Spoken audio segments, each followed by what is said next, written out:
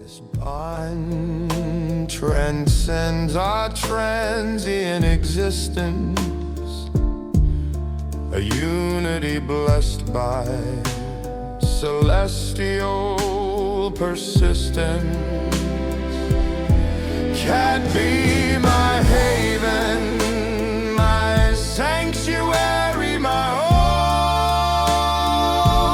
home. Let our body, self, and soul entangle together to roam. As a physicist seeks to quantify the building blocks of molecules and atoms to understand the world around them, so too does the keeper seek to understand the particles of identity, body, self, and soul, to better our understanding of deity and destiny. Xavier Archimedes Zakarian, Capitulo 86. Kat felt strangely tempted. There was something about Benzarik Zakarian. She remembered her first impression of him, visually, and how moved she was by his exceptional good looks. The one thing that hurt the most in Walter's words before he died was his admission that she was at most pretty, and how hard it would be to get any man to marry her despite her money. Now this beautiful man was asking her to marry him? Tonight. If, after the week of seclusion is over, you cannot stand the thought of being married to Benzarik, you will be given the chance to reject the alliance. Zeke told her. This gives him a full week to encourage you to remain married to him. This is crazy, she said. Zeke got to his feet. I will leave the two of you to talk about this. He turned to Ben and said, I will expect you down in the breakfast room within the half hour. In moments she was alone with Ben, and warmth crept up her neck before she could stop it. This man was asking her to marry him, and judging by his expression, he was not proposing anything platonic. Zeke is the most powerful man in the nation. He can be a bit autocratic at times. He knew I was interested in you the moment I told him about meeting you. He told me then that I should pursue you. How could you pursue me if you have to be married by tonight? I think he expected me to simply seduce you if possible. But then... He broke off and flushed, the colour painfully bright against his fair skin. Then? She prompted. His colour deepened until his face nearly glowed. I understood that you had to agree. I could not simply seduce you. She wasn't sure about that. Ben, I'm nothing special at all. For a moment she hesitated, wondering if she should tell him to marry the other girl instead. I assume you'll have the chance to reject me at the end of the week? Suddenly the lingering colour drained from his face, leaving him almost ghostly. Technically, a man can reject the woman. In practice, it never happens. The choice is always hers. He offered a crooked smile. I certainly would not reject you. She thought about her father's former business associates. They wanted the money her parents left her. She had been desperate to escape them when Mandy invited her to Mallorca.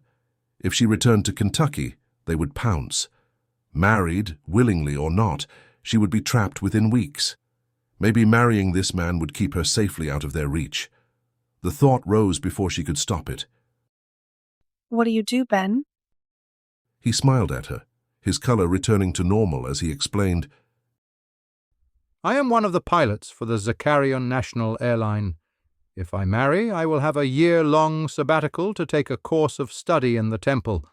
After that year, I will take up my duties as a pilot once again. If you are a pilot, why were you in the control tower yesterday?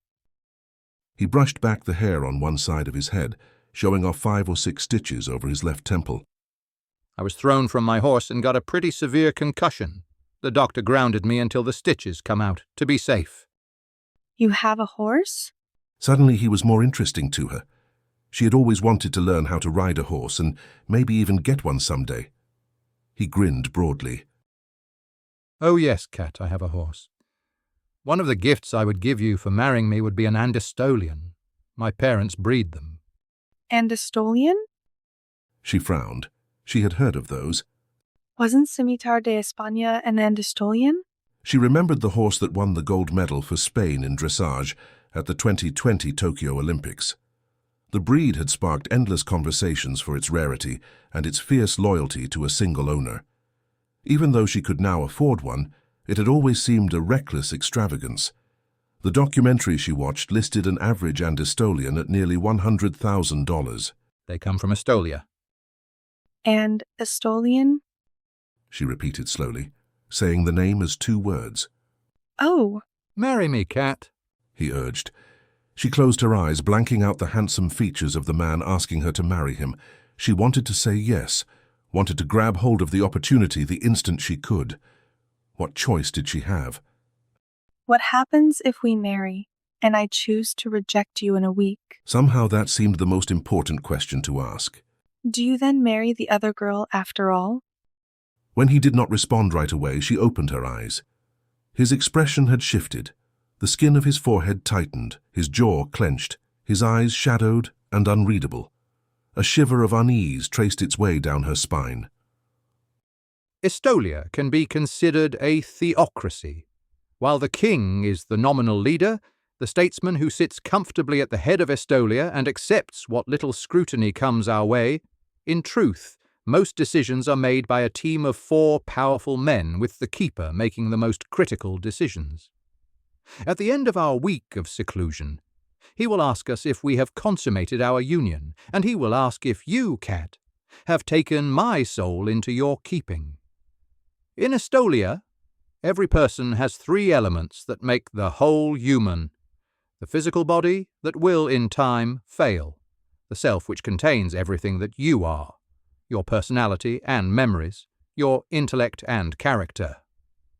This element is eternal, and like the physical body, it matures, ages, gains from your lifetime experiences. The 3rd element of a person is their soul, that which breathes life into the self and body. She watched him while he spoke, fascinated by the subtle shifts in his expression, by the sincerity threading through this most peculiar discussion. What does this have to do with my question? I feel like it is necessary for you to understand some of my most deeply held beliefs, so that you will appreciate what I am going to tell you. He smiled at her, and something in that gesture caught her off guard. This man, this impossibly handsome man, was planning to marry her. If she was willing, she was tempted. He continued his narrative. To an Estolian, the soul is integral to marriage. In your country and much of the modern world, there are those who consider the differences between a man and a woman mere societal impositions, that gender identity should be defined from within, shaped by each person's sense of individuality rather than by some old-fashioned paradigm. He paused, the faintest crease forming between his brows. Cat wondered what thought had given him pause. While we respect these viewpoints, they are not applicable to our nation or to those who live our faith. We believe that the souls of men and women are uniquely different, that this is not a societal construct, but rather, for those who wish to adhere to our faith, an immutable characteristic that cannot be altered. He looked away, squinting as if weighing some unspoken flaw in his own words. A small self-conscious shrug followed. It is not perhaps the most politically correct viewpoint. Are you stalling? She asked. Then, because she sensed he was genuinely curious, she continued, I am a live and let live person. I am glad when people feel validated in their own understanding of themselves and their identities. But I have never felt drawn to change my pronouns or any part of who I am. I want a traditional marriage. Heat rose in her face as she realized what she had just confessed to a man who had already proposed to her. He grinned in response to her comment. Continuing what he was saying, We believe that the bodies of men and women are physiologically different, and so are their souls. Women, in general, have souls that are firmly attached to the self. A man's soul is not nearly as well anchored, and as he nears the age of 30, his self no longer keeps his soul comfortably. At this age, the link between the two becomes fragile, and his soul yearns for a more perfect home. Like a caterpillar leaves much of its substance behind when it becomes a butterfly, so too a man's soul leaves his self once it encounters the one perfect, extraordinary woman who is perfectly suited to him, and when she takes it into her keeping, Their two souls are transformed, fused, connected by an eternal bond that transcends death. Tonight, Cat, I wish to place my soul within your keeping. She wasn't sure if she should believe him. It sounded strange, too strange, to come from a man as eloquent, intelligent, and sane as Ben. You haven't answered my question. She pointed out. He leaned forward, his expression solemn. Once I give my soul into your keeping, Cat, only you can decide whether to keep me in your life or reject me. The exchange is permanent. A man cannot live without his soul. If you turn me away, I will not see my 31st birthday. She felt his words reverberate in her chest as if shouted, though he spoke barely above a whisper. The quiet only made their meaning strike harder. You're saying you'll be killed? No. If you reject me, you deny me my soul. I cannot survive without it. He took a deep breath. Marry me, Cat. Keep my soul safe. Bear our children. Build a home here in Estolia with me. But you don't love me. I don't love you. Why should I say yes? Why would you risk your life on me? She felt desperate, unwilling to be the cause of this beautiful man's end. I told my uncle that if you will not marry me, then I will not marry at all.